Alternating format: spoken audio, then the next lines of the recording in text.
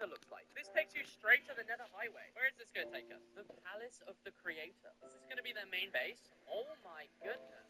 It looks like there's every single type of banner and probably every type of armor trim too. Oh my goodness, this is beautiful. They've made floating island biomes and it looks like there's rooms for every different type of villager. And this will be where they get all of their emeralds and their farms. This is just amazing. And this is all built floating in the air. Every single type of enchanted book and farms of every different crop in the game. If I go in creative to fly, just look how beautiful this is. We have some bubble elevators that take us to a storage room and he's left us a book. Hello, welcome to the Palace of the Creator. Palace is a little laggy as I put too many villages in the Iron Redstone trading hall. There's a factory? I hope the gear in the palace can make this an enjoyable starter base from their username Ventirion. You know how long it takes to breed for the dark blue axolotl? To the factory? Oh my goodness, this is deep down. They have so many crafters, all to make bamboo planks it looks like. I've never seen an iron farm that's this big. Oh my goodness. And if you thought there wasn't enough villagers earlier, there has to be thousands of villagers in here. I'm assuming this is meant to be his palace's flag. That's so cool. And just look at it from down here. Let's go back to the original spawn. Now let's follow this path. Okay, here we are. I think this is their first proper base. They really like their high up bases, and I can see why. What an amazing Minecraft world this is. Rest in peace, Ventirion. Today's video is actually quite a sad one, because I found a post on the Minecraft Reddit from a 32-year-old Minecraft player called classic__guy, who has a terminal condition and has now gone into a hospice for end-of-life care. And all he wanted was his forever world to be immortalized. And it's not every day you get to play on someone else's forever world. So let's check out their nearly 7GB world. Okay, this is my first time ever logging on. Look down there. This looks like their first ever base. I wonder what the nether looks like. This takes you straight to the nether highway. Where is this going to take us? The Palace of the Creator.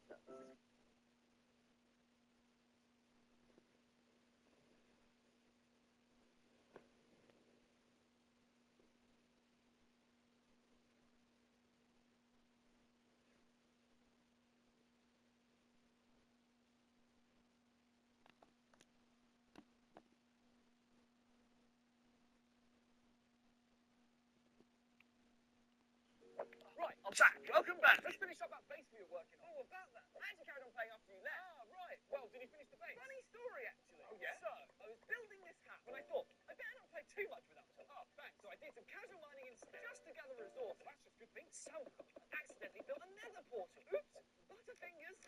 How? Accident. Right. So then I thought, I may as well hop through, because I know Todd loves the nether portal for his house. You're right, he does. And guess what I found in there?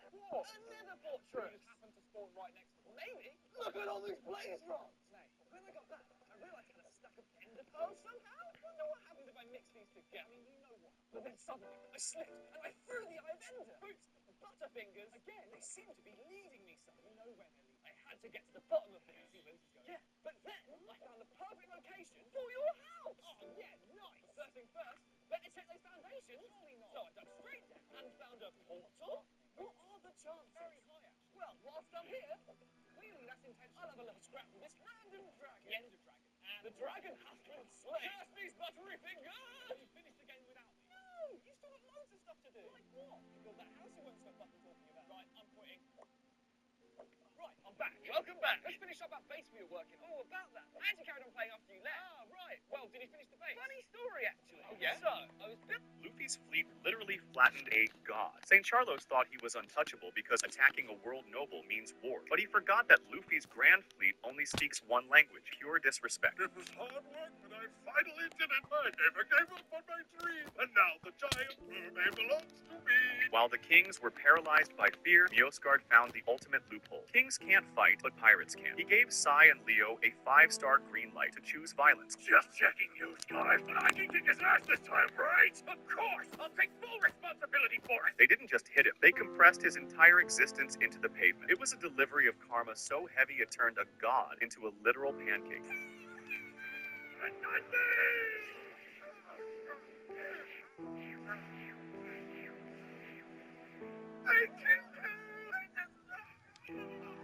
Luffy's fleet literally flat.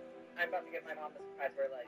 I haven't done actual work in 2 years. I wrote a code that does my job automatically. Today, the code stopped working, and I forgot how to do my job. I work 15 minutes a week. The rest of the time, I watch Netflix, read books, take online courses. Sometimes I nap. 3 years ago, I wrote a Python script that automates my entire data entry job. It logs into the system, reads the intake spreadsheet, copies the data into the correct fields, submits the forms, generates the confirmation reports, all while I sit at my desk looking busy. My boss thinks I'm the fastest typer in the department. He calls me the machine. He has no idea how right he is. The script runs on a 15-minute loop. I check in occasionally to make sure nothing crashes. It never crashes. Until today. The company pushed a UI update overnight. New interface, new button layouts, new element IDs. My script couldn't find the submit button. It threw 17 errors and froze. I didn't notice until my boss walked over with a stack of files. Big client intake today. 200 forms. Need this done by 5 p.m. He dropped the stack on my desk and walked away. I stared at the pile. I stared at my frozen terminal. I realized something horrifying. I had forgotten how to do my job manually. 3 years of automation had erased the muscle memory. I didn't remember which fields went where. I didn't remember the keyboard shortcuts. I didn't remember the submission workflow. I was panicking. Sweat forming on my forehead. Hands shaking over the keyboard. I pulled up my Python terminal to check the error logs. Selenium WebDriver. Exception. Element not found. The button ID had changed from submit-form to submit-form-v2. I was desperately trying to patch the code when I felt someone behind me. Felix, head of IT. The man who monitors all system activity. The man who could see exactly what processes were running on my machine. He was staring at my screen, at my Python terminal, at the Selenium automation framework, at the error logs that clearly showed I had been botting my job for years. I stopped breathing. I can explain. Felix held up his hand. He looked around to make sure nobody was watching. Then he leaned in close. Your script has been triggering flag alerts on the server for about 6 months. My heart stopped. I was going to report it, but then I looked at your code. He paused. It's cleaner than mine. I blinked. What? Line 45. The element ID changed in the update. It's submit-form-v2 now. Also, you should add a try-dash except block for the new CAPTCHA check they added to the login page. I stared at him. You're not going to report me? He laughed quietly. Report you? I've been running a similar script on the monthly compliance reports for 2 years. You think I manually generate those 300-page audit documents? He pulled out his phone and showed me a GitHub repository. His own automation scripts, more sophisticated than mine, running on a private server he had set up in the supply closet. The only reason I noticed your bot is because it was competing with mine for server resources during peak hours. I couldn't believe what I was hearing. So what do? We form an alliance. You optimize my code for the new API changes coming next quarter. I whitelist your bot so it stops triggering security alerts. He extended his hand. Deal? I shook it. Deal. That was 6 months ago. Felix and I are now the most efficient employees in company history. Our departments consistently lead in productivity metrics. We get praised in all hands meetings. We've both been promoted. What's something you thought was cool as a kid, but realized was illegal when you got older? When I was 10, I thought my Uncle Dave had the coolest summer job in the world. He was a traveling video game dealer. At least that's what he called it. Every weekend, he'd load up his old blue van with boxes of consoles, controllers, and game cartridges, drive around town and sell them at local flea markets and parking lot pop-up fairs. To a 10-year-old in the early 2000s, that sounded like pure magic. He was basically Santa Claus with a driver's license. Every Saturday morning, I'd beg to tag along. He'd always grin, ruffle my hair, and say, "Sure, kiddo, but you gotta help me carry the good stuff." The good stuff were the boxes marked with little red stars, always tucked under a tarp in the back of the van. Inside were stacks of shiny sealed video games I'd only seen in magazines, or store displays brand new titles that hadn't even hit the shelves yet. Halo, Grand Theft Auto, Pokemon, all perfectly wrapped, all for half the price of the big stores. We'd roll up to some open lot or gas station around 6 a.m., set up a folding table, and within minutes, people would start showing up. Grown men in hoodies, teenagers with backpacks full of cash, even a few store owners whispering deals under their breath. Uncle Dave would work the crowd like a showman, cracking jokes, demoing games on a little TV hooked up to a portable generator, and handing me $20 every time I helped close a sale. He always said the same line whenever I asked how he got all this stuff early. "I've got friends at the warehouse, kid. Friends who owe me favors." I thought it meant he was important. I bragged about it at school, how my uncle got the exclusive insider drops. Sometimes he'd get phone calls mid-sale and suddenly start packing everything up in a rush. "Gotta move locations," he'd mutter, throwing boxes into the van. "Competitors are trying to undercut me." Once, we even drove for an hour across the state line, parked behind an abandoned strip mall, and sold everything out of the van's open doors under a flickering streetlight. I thought it was thrilling, like we were in some underground game club. He let me keep a copy of every game we tested. My friends thought I was the luckiest kid alive, new releases before anyone else, free of charge. When I asked why we didn't sell them in stores like GameStop or Walmart, he said stores were too slow and too greedy. I nodded like I understood business. Everything changed one afternoon when I came home from school and saw 3 black SUVs parked outside my grandparents' house where Uncle Dave lived. Men in suits were carrying out boxes from the garage. Grandma was crying on the porch. That night on the news, I saw his face, my uncle, handcuffed, being led into a police car. The headline read, "Regional theft ring busted, millions in stolen, electronics recovered." Turns out his friends at the warehouse were actually warehouse employees. He bribed to sneak him pallets of new merchandise before shipment. He'd been reselling stolen consoles and games for years across multiple states. The good stuff boxes I'd been proudly unloading were straight from hijacked freight trucks. I found out later I'd technically been moving stolen property, a federal crime. I was too young to be charged, but that realization gutted me. I thought I'd been helping my cool entrepreneurial uncle make a living. Now, every time I walk into a game store and see rows of sealed boxes behind the counter, I think about about those long summer mornings, the smell of asphalt, the hum of the generator, and how close I'd come to becoming part of something way bigger and way darker than I ever understood. Here's 5 reasons why you should log into your old Flash account. Number 1, once it gets dark, you head home,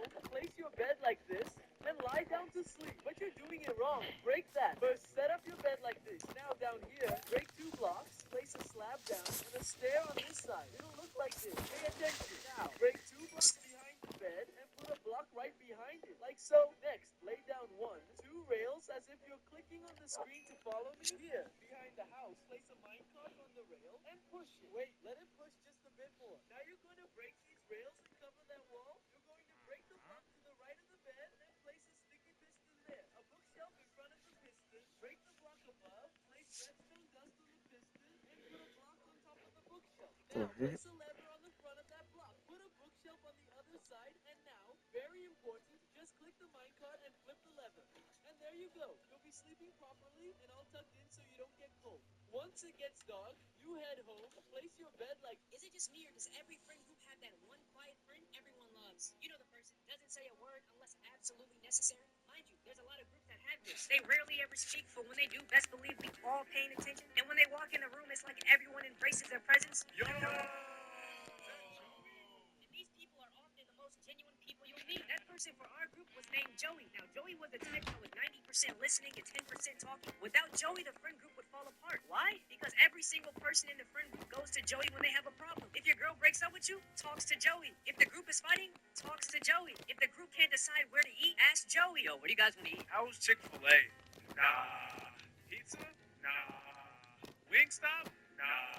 Yo, Joey, what do you think? What about burgers? And whenever they try to leave, everyone starts to peer pressure him to stay. Yo, guys, I gotta go. No, bro. No. Stay for like 5 more minutes. And every time it ends up being over 3 hours, and with how little they speak, they somehow end up being the glue holding everyone together. Is it just me, or does every friend group have that?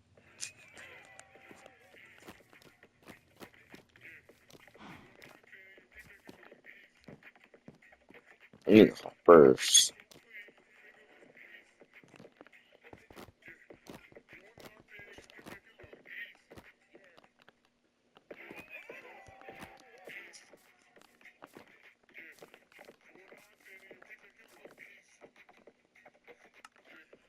The judge asked for the defendant's confession. I stood up and translated. He says the murder weapon is hidden in your basement, Your Honor. I've been a court interpreter for 12 years. I have translated confessions, alibis, victim testimonies, and everything in between. I've heard men lie through their teeth and women tell truths that broke my heart. I thought I had seen it all until the Petrova trial. Victor Petrova was not a man you wanted to know. His name was whispered in police precincts across the country. Organized crime, human trafficking, money laundering. The FBI had been trying to pin something on him for a decade. Now he sat in a federal courtroom, accused of murdering a state prosecutor. The evidence was thin, circumstantial at best. Everyone knew Petrova was a monster, but most legal experts agreed he probably didn't commit this particular murder. I was assigned as the official Russian interpreter. Petrova refused to speak English in court, though I knew he was fluent. It was a power play. The courtroom was hacked. Media in the gallery. Armed guards at every door. Judge Hawthorne, a stern, silver-haired man, presided with an iron gavel. I sat 3 feet from Petrova, close enough to smell his cologne, close enough to see the tattoos peeking from his shirt cuffs, close enough to hear him whisper. It happened during a recess. The jury had been excused. The lawyers shuffled papers. Petrova leaned toward me. His eyes were ice blue, empty, like staring into a frozen lake. He spoke in Russian, low and clear. You're going to do something for me, interpreter. I kept my face neutral, trained never to react. When they come back, you will tell them I confess, that I killed the prosecutor, that I am guilty. My blood ran cold. But you're innocent of this, I whispered back, barely moving my lips. He smiled, a thin, cruel smile. I know, but I need to go to prison, protective custody. People want me dead on the outside. This is my escape route. I won't fall asleep. He cut me off. My men are parked outside your mother's house in Queens right now. 47 Maple Street, blue door, rose bushes in the front yard. Couldn't breathe. If you don't translate exactly what I say, she dies tonight. They'll make it look like a robbery. He leaned back, casual. Do we understand each other? The recess ended. The jury filed back in.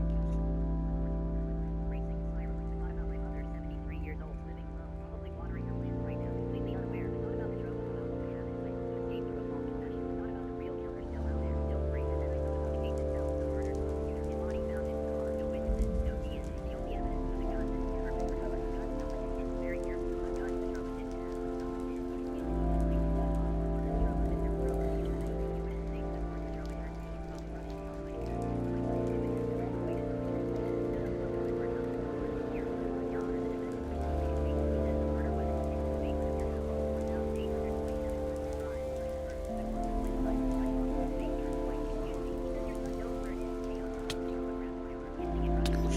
Not what I said. I didn't flinch. Your men can kill my mother, but if they do, I'll tell everyone in this courtroom exactly what you just threatened me with. Every reporter, every camera, your protection falls apart, gets ripped tight, then loose. Judge Hawthorne was shouting for order. Lawyers objected, but procedure demanded action. Within the hour, police were at the judge's house. They found the gun behind the furnace, exactly where I said. Not because I knew, but because I gambled. Judge Hawthorne's son, a troubled 24-year-old with a drug problem and a grudge against the prosecutor who had put his friends in prison, confessed that same night he had killed the prosecutor, hidden the weapon in his father's basement, knowing no one would ever search the judge's home. Petrova was cleared of the murder, but the FBI used the chaos to raid his organization. His men were in custody within months. When the verdict was read, Petrova looked at me one last time. He wasn't able to slow still waters her roses every morning, completely unaware. I learned sometimes it's knowing exactly which lies to tell. The judge asked, what's going on? Deontay, I'm gonna ask you one time, and please don't lie to me. What were you doing when you called out yesterday? I was sick, remember? You said you were sick. Fever through the roof. Like, I almost had to go to the doctor. Luckily, I was able to just lay in the bed, take some therapy, and just chill out. We wanted to make it work. We both know you were sick. Come on, give it a buck. Even in a buck. Y'all must think I'm some idiot. 20 of y'all called out yesterday. 20 of y'all. Are y'all crazy? I guess everybody was feeling too good. I mean, it's a bug all around. You know what I'm saying? Like, ain't no way in hell that 20 of y'all randomly all got sick at the same time yesterday and had to call out. You gotta make it better. I was in my bed, resting, taking some medicine, just trying to feel better. That's not fair to me, and I don't know why you ain't talking to the rest of the 19 people. Like, why you pinpointing me, Monty? I don't like that. I worked very hard. I'm telling you, I was sick. You're not gonna finger in my face and tell me that I wasn't sick. If you tell me I'm lying, who can I speak with as higher up? What are higher ups? I know you're a manager, but I need to speak to an actual higher up.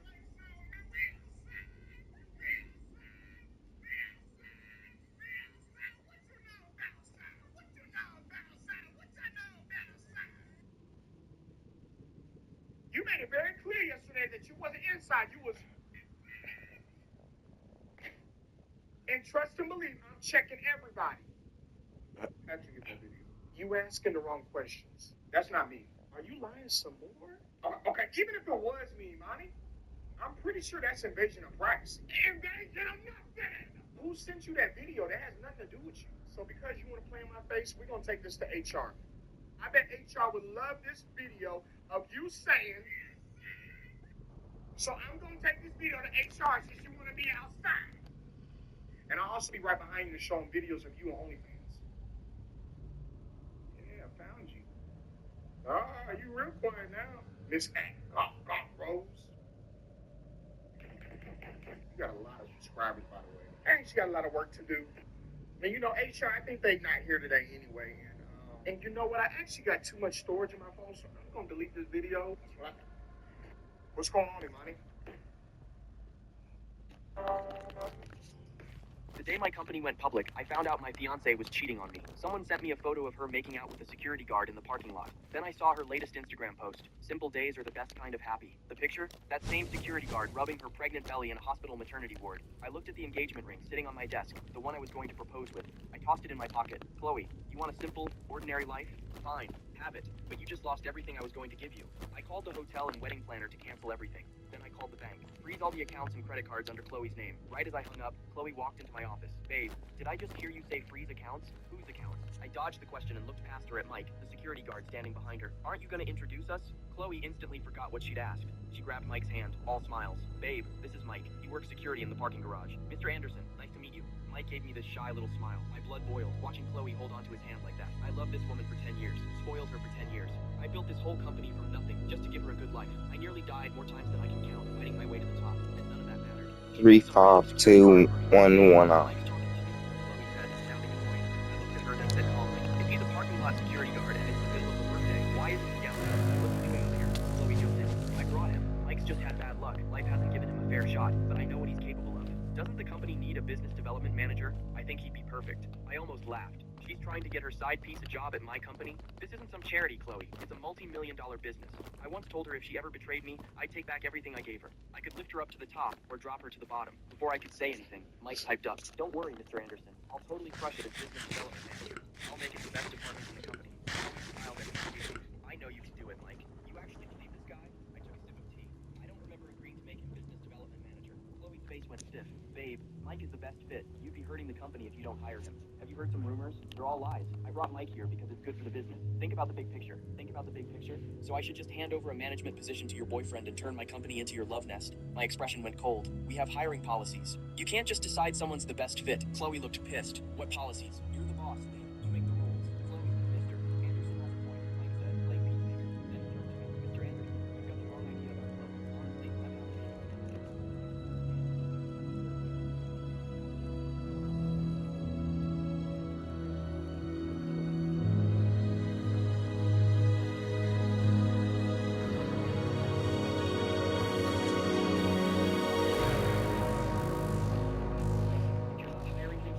Why insult him? I hate this side of you. Mike chimed in, acting all innocent. Chloe, don't fight with Mr. Anderson because of me. This is all my fault. He looked at me like a kicked puppy. Mr. Anderson, you really have the wrong idea. I don't want to climb the ladder overnight. I just want a chance to prove myself. I felt sick. This grown man, built like a linebacker, acting like some helpless victim. And of course, Chloe ate it up. She stroked his face gently. No, it's not your fault. The day my company went... Do you know how much time it takes for a Marine to become an admiral? So firstly, you have to start as a chore boy, but you'll be promoted to seaman in no time. From here, you'll be promoted to petty officer, then to a warrant officer, and finally to ensign, after which you'll enter the big leagues. The first big rank will be the lieutenant commander, who currently Helmeppo's rank, and it took him approximately 2 years to reach. Then you'll be promoted to commander, and then to captain, after which you will become an officer, who has responsibilities like assigning bounties to pirates. And if you're good enough for promotion, you'll be brought up to rear admiral status. Become a vice admiral next, you truly have to prove yourself with your strength. Now for most, it takes at least 15 to 20 years to reach this far. But to become admiral, you need a little luck factor too, because there can be only 3 admirals at a time. For example, after Kuzan resigned and Akainu got promoted to fleet admiral, it left 2 spots open, thus giving Fujitora and Green Bull a chance. But these 2 are also exceptions, because they have only been Marines for 10 years and became admirals way earlier than others. Do you know how much time it takes for a Marine to become an admiral? So firstly, you have to start as a chore boy, but you'll be promoted... Minecraft's newest update has new baby mobs and lets you lock their age. First up is the turtle, and I mean, just look at the adult turtle and then the baby turtle that is for sure up there in S tier with the baby chicken. This is very small and adorable. Ridiculous retexturing, if I must say. Another mob that got retextured is the baby dolphin. Not much changed, but the eyes are 1 pixel now. Both squids got new models as well, and these look incredible in my opinion. Very cute tentacles. The proportion to the adult squid looks correct as well. An aquatic pattern starts to show with the new mobs in this snapshot for sure. You may have noticed it here already. The axolotl also has new baby textures for all 5 of its variants. Minecraft's new... This is my point, because I have another. Minecraft's newest update has new baby mobs and lets you lock their age. An aquatic pattern's baby dolphin. Not much changed, but the eyes are 1 pixel now. Both squids got new models as well, and these look incredible in my opinion. Very cute tentacles. The proportion to the adult squid looks correct as well. An aquatic pattern starts to show with the new mobs in this snapshot for sure. You may have noticed it here already. The axolotl also has new baby textures for all 5 of its variants. The centerpiece of this update is the new golden dandelion that can be crafted using a normal dandelion and 8 golden nuggets. Use it to right-click a baby mob and lock its age, making it a permanent baby and achieving eternal youth according to the patch notes. Right-click a baby mob with it again to remove the lock. Be careful using this though, because locking and then unlocking a mob will reset its age, and it will take 20 minutes for it to age up after being unlocked. Minecraft's newest update has new baby mobs and lets you lock their age. First up is the turtle, and I mean, just look at... A customer tried to cancel the job after we already started. Here's what happened. About 2 years ago, I had a job to seal coat a massive driveway. This specific driveway was cleaned with no price. Basically, we just needed to show up, blow it off real quick, and then start seal coating it right away. The customer, at the very start of the estimating process, was a little weird about our price. They constantly asked for discounts or a change in price. We told them that we couldn't lower it and had to stick with our price. They were fine with it and had us proceed with the job and to get them on the schedule. The customer was not going to be home the day of the job. Their son would run the payment out once we finished. When we arrived, I texted the customer notifying them we were there. We started blowing off the driveway once we arrived. Then we started seal coating the driveway right after. We were about halfway done seal coating the driveway when my phone started getting blown up with calls. I normally won't answer the phone while seal coating, but I had to this time. It was the customer whose driveway we were doing. He told us they were canceling the job because they got a way better price. He wanted us to stop and leave unless we could match the price. I told him again we couldn't match the price and explained that we were already halfway done with the driveway. They didn't care and told us to leave or they would call the cops. I told them that I would be sending the invoice for the price we agreed. And if not, I would just go out. They still would not. But I called them out. The customer typing the job after I have Dumbledore.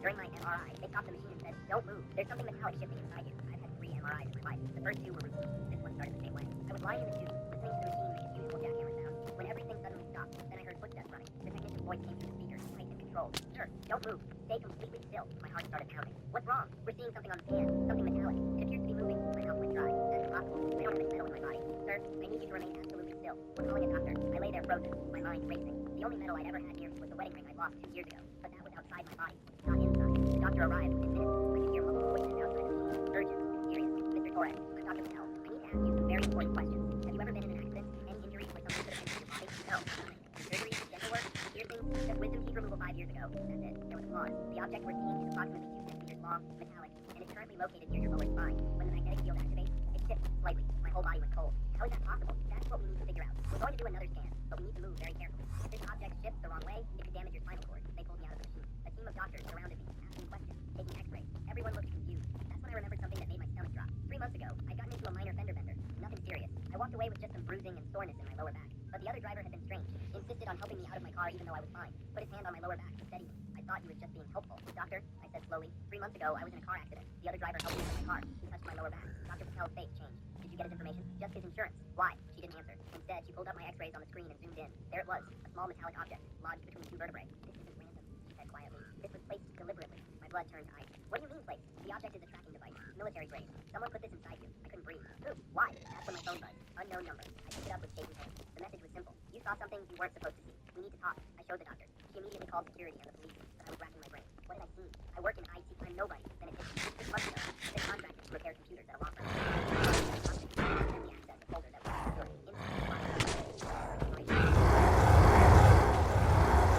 Someone must have been monitoring that folder. Someone knew I'd seen it. I told the police everything. Turns out, 3 of the partners had been under FBI investigation for 6 months. The firm was a front for a criminal organization. The accident 3 months ago wasn't an accident. They've been watching me, waiting for the right moment to plant the tracker. Probably wanted to make sure I hadn't copied the files or told anyone else. The man who helped me out of my car was one of the organization's enforcers. The police found him 2 days later. He had a list of the department. 12 names. People who'd accidentally acted in the folder.